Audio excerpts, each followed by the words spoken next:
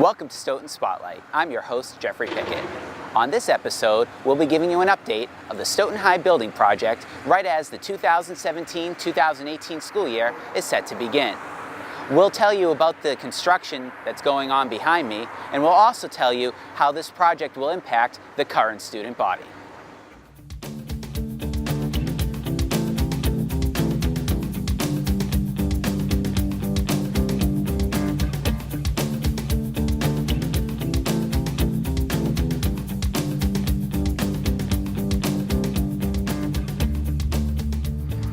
So I'm here with TJ Recupero, the chairman of the Stoughton High Building Committee, and Tiberi, who is with Compass Project Management, the owner's project rep for this project. And we're here to give an update. Obviously, a lot's been done since the groundbreaking in June. And so Dom, let's get right into it.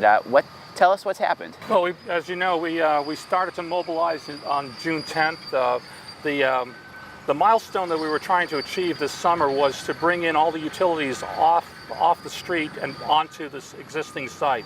So we are prepping the area, and we've taken all the topsoil off, and we brought in the water lines, electrical duct banks are in place, our storm sewer lines and storm structures are in place. We've also brought in the storm chamber in the middle school parking lot, and that's been all installed. We're finalizing a couple of more chambers over there, and that will complete the middle school parking lot. We're completing some work on a hydrant relocation on the Adams Street lot. That will also be done next week. The goal is, and we've met the goal, was to have everything on site so we wouldn't have any interference with the school year coming up. We will continue to work within that site. We're also paving the perimeter area here. That will keep down the dust and make it easier for snow removal. Also the mud that may be coming through as trucks come in here. We continue to work with the neighbors, and it's been very cooperative with the neighbors as far as any issues that we have. Their communication's been great, and we're on social media and also the website. But we will be continuing the asphalt around the perimeter here, and then once that is complete, and that was our goal, was to complete that by this summer, we were going to start to do our foundation work. So we're doing excavation for forms to put in concrete foundation. That was going to start really somewhere around mid-September. We'll continue all through the fall. In the meantime, also bringing utilities within the building site itself. And then sometime around the new year, beginning of the new year, structural steel will arrive, and we'll start to erect structural steel this coming new year. That's a big milestone. That's a point where the project really starts to feel real, so to speak, where you start to see the new building rise. So at this point next summer, we're filming mid-August right now. At this point next year, what's this site going to look like? The steel will be completely erected. You'll see exterior work being done. The masonry and curtain wall tradespeople will be working around. Also, the installation of windows will be closing in the building. In the meantime, will be what they call roughing the interior, which means bringing in the electrical and plumbing through the multiple floors, and then closing it in with the studs for all the walls for each classroom and the auditorium and the gymnasium. So you'll start to see the skeleton of the building about a year from now. And TJ, from your perspective on the building committee, what's the building committee's role right now as the project is in full swing? We're still honing down on the fine details of the project, and actually right now, today, we're just enjoying seeing something finally getting done after 3 years of seeing plans on paper. It's nice to see trucks moving and dirt moving. Let's just talk a little bit about the Pocket Park. We've gone over that in other shows. That's going to be located when the new high school is erected. It's going to be located along Pearl Street behind the new football field. And so behind the bleachers specifically of the new football field. And I know that caused a little bit of confusion, so I just wanted you to go over that again and clarify exactly what the Pocket Park is about and the funding. Sure, confusion, but overwhelming support at town meeting, I should say. Sure. Which was good. So the Pocket Park was one of these components where we said we have so much money to do our project with, and only so much we can spend on things like site and landscaping and things like that. And we went to the Community Preservation Committee that oversees community preservation funds. Everyone gets a surcharge on their tax bill that gets collected. That money accrues, and the CPC can spend it on recreation, open space, affordable housing, and historical preservation. And we went to the CPC and we said we have these recreational components, and one of them was a pocket park, because we had a dead space of, I want to say, like half an acre. Am I overestimating that? Yeah, that's okay. Half an acre. Half an acre. Between the back of the new football bleachers that'll go right over there and Pearl Street. And it was just, we looked at another school, frankly, that had that exact same setup, and it was just horrific. It was, I shouldn't say horrific, because it was barren, it was ugly, and it certainly didn't do justice to a school that we were investing $123 million in total. Right. So we came up with an over-landscaped pocket park where people could sit down in little seating nodes and walk, and it was well-landscaped, well-appointed, it'd be attractive. It would also be a way to turn a dead space into a real live space. Oh, and no additional cost to the taxpayer. That was taken from CPC funds that are actually already surcharged and paid. And it was, I think, a good way to handle it. All right, well, great. Well, thank you. I want to thank TJ and Dom for their time. And we're going to be going across the way, caught up earlier in the week with Ryan Donahue, the athletic director at Stoughton High, to give us an update as to how sports will be impacted during the course of this project. And then we'll be coming back here to this spot to interview Julie Miller, the principal of Stoughton High, to find out about more impacts to the current student body during the course of this work.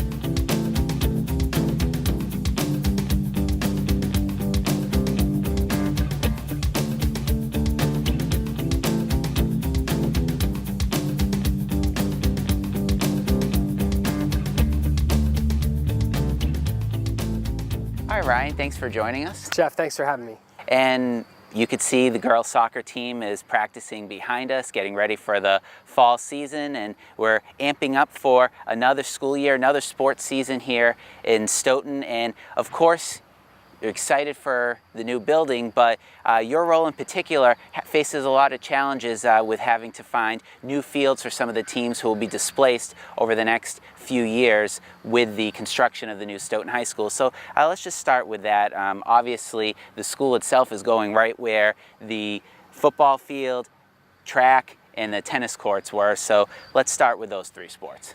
Yeah, so as far as where their new locations are going to be, that type of a thing, yeah, this is, without a doubt, this is going to be a really, really challenging couple years, 3 years really, if you think about it.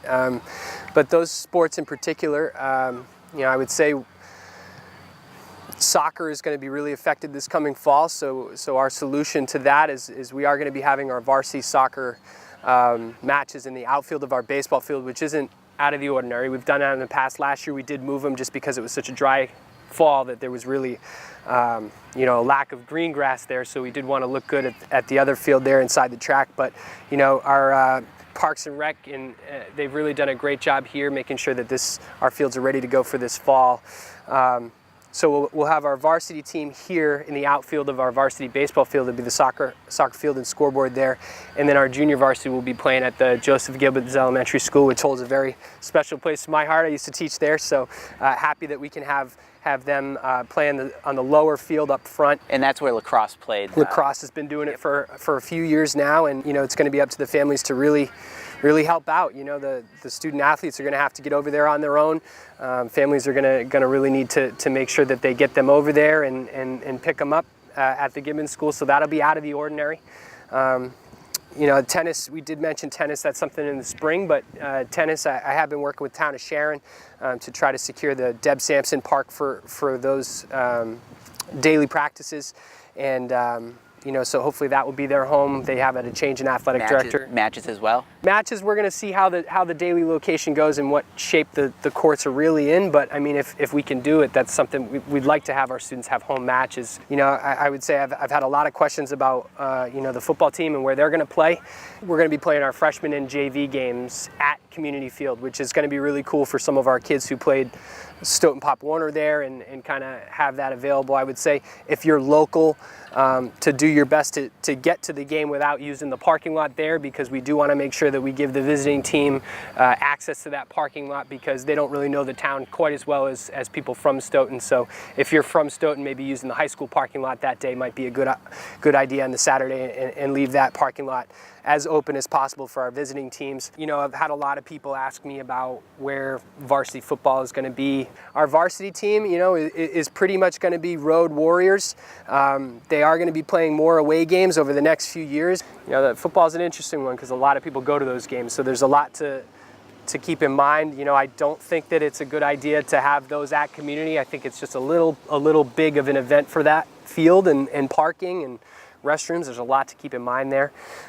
So, you know, I've been fortunate enough over the years to establish a really good relationship with Stonehill College. So we're going to be having our homecoming game at Stonehill College at W.B. Mason Stadium. It's going to be a beautiful field, by the way, over there. Yeah, I mean, they really did it right, and that's one of the reasons why not only is their location close to ours, but that's part of the reason why I kind of sought them out. You know, I wanted it to be when we are home, to be a very special night for the community. And that's October 6th, if I'm correct? It is October 6th. So we, like I said, we would have homecoming. It's a little bit different when we're at Stonehill. Typically we do a 7 o'clock start, you know, to help them out with their teams that are still on their regular schedules. They're going to be a 7:30 start at Stonehill. So we're going to have we're going to be hosting Canton that night for homecoming, and then the following week we're going to be hosting the Red Rocketeers out of North Attleboro. So both should be a really big draw, really good games to look forward to and have at those particular events, and give our guys, you know, home field advantage. Should be a great experience, and hopefully something the town can really rally behind. Sure, and but other than those two games, which, as you said, hopefully will be big events here in Stoughton for this community, the other games, they'll be on the road. And so let's move on to the track, as obviously that's displaced as well. Yeah, track, you know, there's a lot of people are asking about football, but I would say arguably the most displaced group and the group who may be at the biggest disadvantage is track, you know, and part of the reason for that is how much they've grown over the past few years. I don't know if the viewers at home are aware, but you know, over the last 3 years under Coach Jen Solinsky, their numbers have like tripled. So this past spring they finished with over 200 kids participating on the track team, whereas 3 years ago they were closer to 60 to 75 kids. So we're really happy about that group. The rec department's been great about trying to help us, and I know that the DPW is also going to help us kind of tune up the track around the West Complex here. To make it really flat and widened out in certain areas, which need to happen. They're, you know, kind of due for that, and that will really help our track team, you know, this coming winter and spring. So, moving across the access road where we're standing, field hockey will still have. We're actually standing on the varsity field hockey field. That's not going to be impacted. Baseball and softball, they won't be impacted. So, and obviously hockey and swimming, they're off-site already. Right. So. Golf's off-site. You know, so, and lacrosse is used to going to the Gibbons School. So they're going to be there. You know, the tough thing is really the unknown sometimes. So in the past few years, our practice field for, let's say, the football team has just had such a lack of water that I had to deem it unplayable because of all the dirt and dust that was coming airborne. So we just don't, you know, the field's in great shape now. We're hoping it holds on. And you're talking about the outfield of the middle school baseball field. Exactly, yeah. So the facilities that we do have, it's really important for everybody to remember to move around to different spots of the grass, just so that you're not really tearing it up too much, and hopefully it'll last us through the season.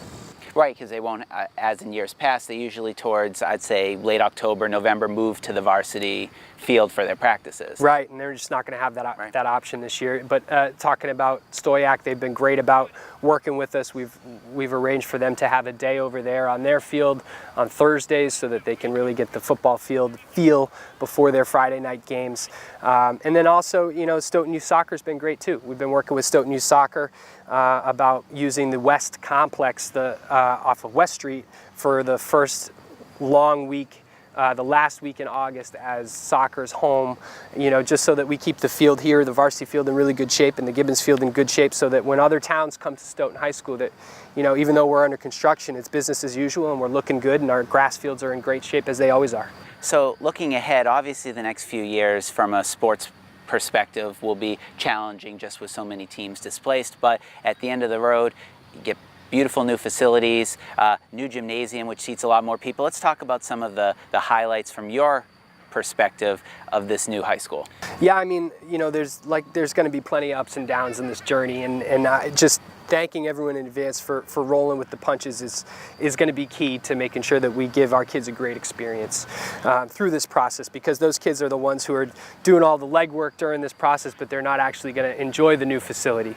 So we're really thankful to those community members. But yeah, as far as the new building goes, that's kind of where I'm at, the light at the end of the tunnel. We're grinding through this process.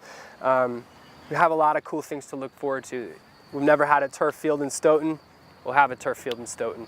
You know, we're going to have a great track with a beautiful irrigated grass field in the middle of it. We're going to have lights. The stadium for the turf field is going to be exceptional, and it's going to be very unique. And I think that's a really cool part about this whole process, is that this isn't a cookie cutter building. This is a building that is designed specifically for Stoughton.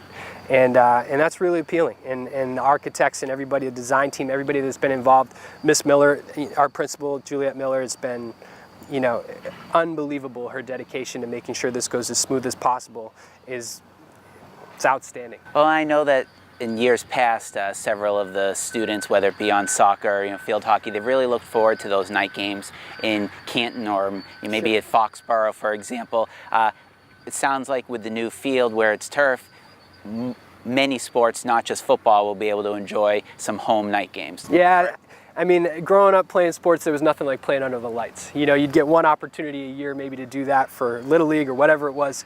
So we're certainly going to have those opportunities. You know, to say that it's going to be every game, I think, would be a mistake. But to give everybody at least an opportunity to maybe have their senior game there or home opener there, we're going to work on the schedule as much as we can to make that, you know, a really special place. And the nice thing about night games, let's say it was soccer, you know, if it's a night game which hasn't happened here in forever, that's something that the community can come out and see the building and see a different sport besides football. And of course, you're a big basketball guy. I am, yeah. Huge basketball court coming. This one probably seats tops 400. What will the new one seat?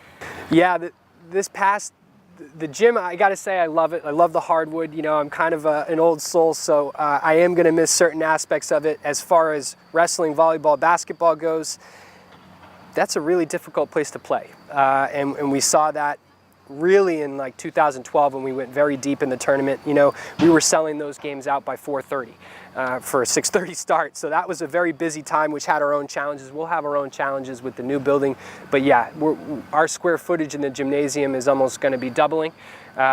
Selfishly, I wish it was even bigger than that for practice purposes. But, you know, it's still a true, you know, game gym. So it's not going to be too big. It's going to feel like, you know, a great atmosphere there. And I think walking up into the gym, it's going to be very surreal, and I'm really looking forward to it. Little ways to go, but we're pumped. Sure, and just wrestling would be able to maybe host some more tournaments, and basketball, again, you'd be able to seat a lot more, probably closer to 1,000 if I understand. Yeah, that's the goal, is to be able to sit basically our whole student population, so a little over 1,000 people would be able to come to a game, which, you know, there has been a time where we needed that many seats and we didn't have it. So now we have that opportunity, and we're really hoping that the community wants to see the new building and wants to come support our student athletes, and we're going to do our best to give them a great experience. Great. Well, thank you so much. Appreciate the time. Thanks for having me, All right, Jeff. and good luck this school year. Thank you so much.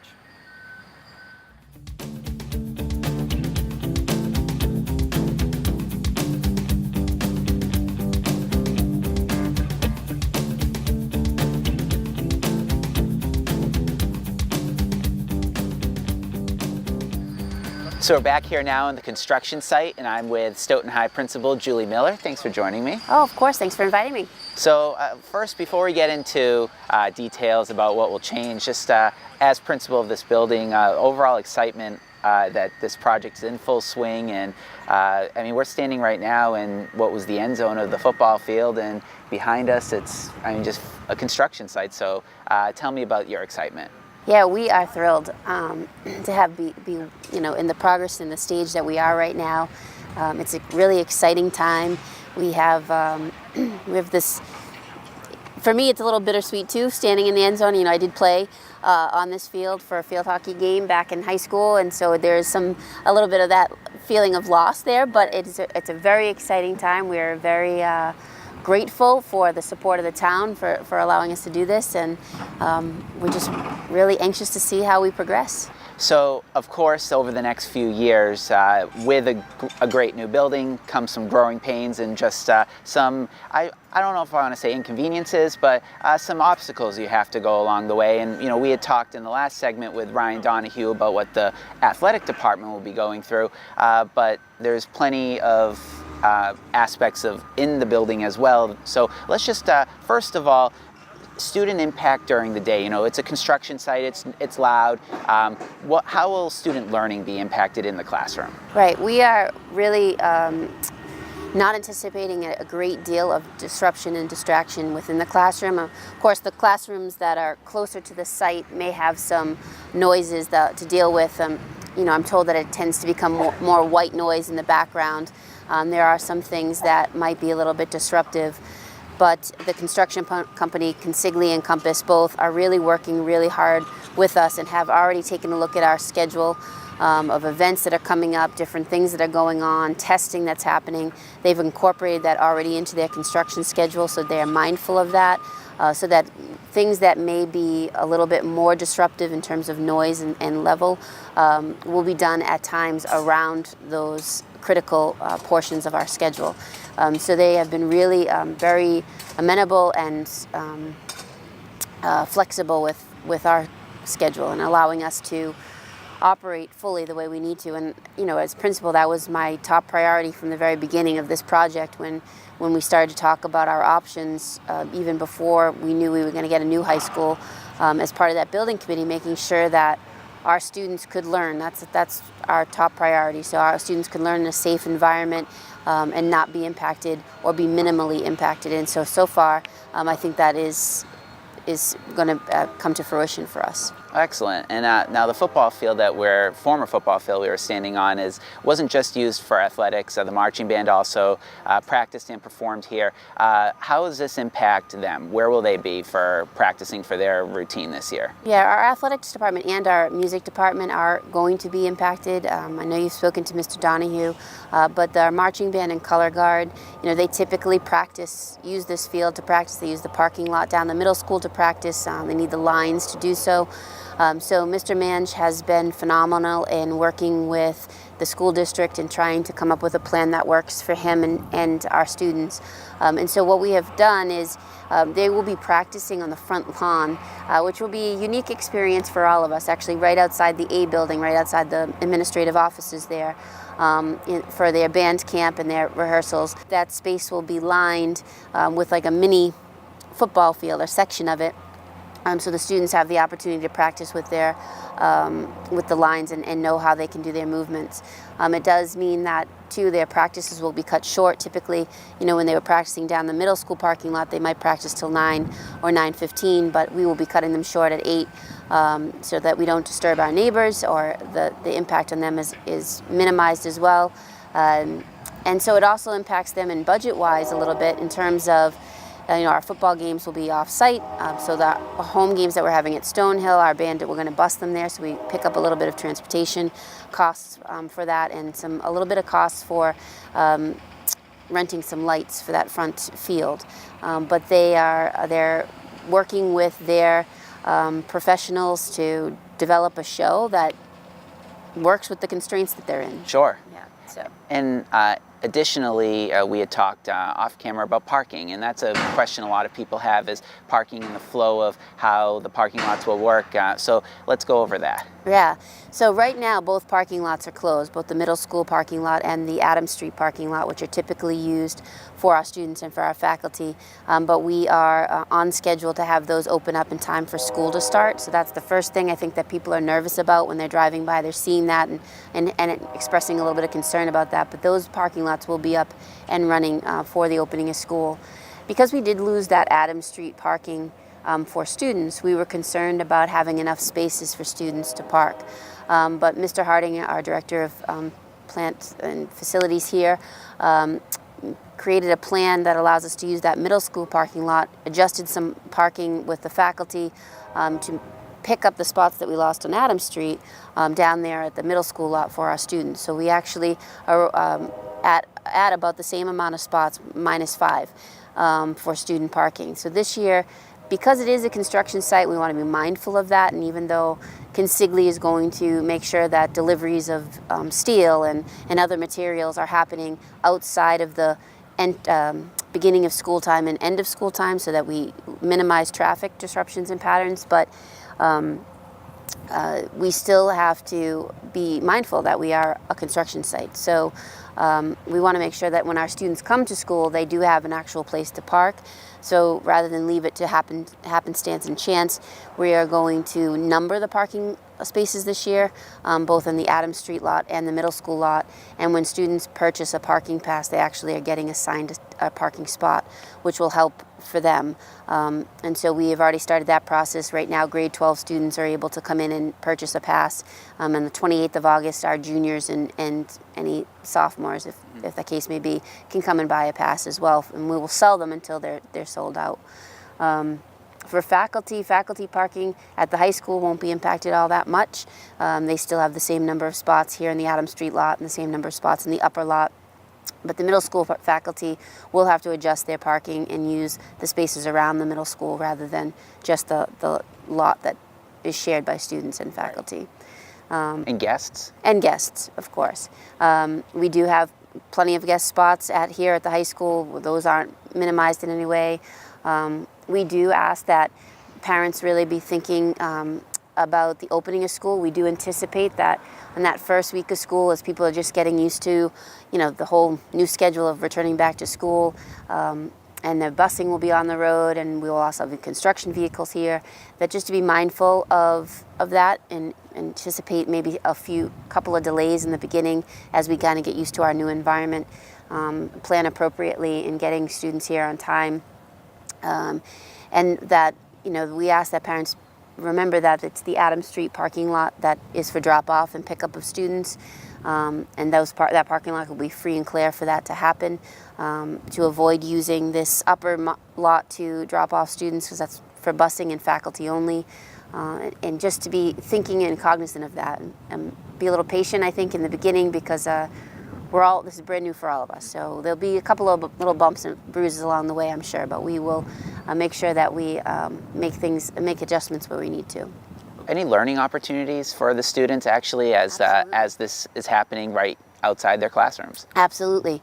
When we were, as a building committee, when we were looking at both our Compass project manager and our construction manager companies, that was part of that interview process was, what kinds of programming can you provide to our students? And for both companies, they are well versed in doing so in their other projects. So there's the strong desire to either have students be able to come out here on the site and see things.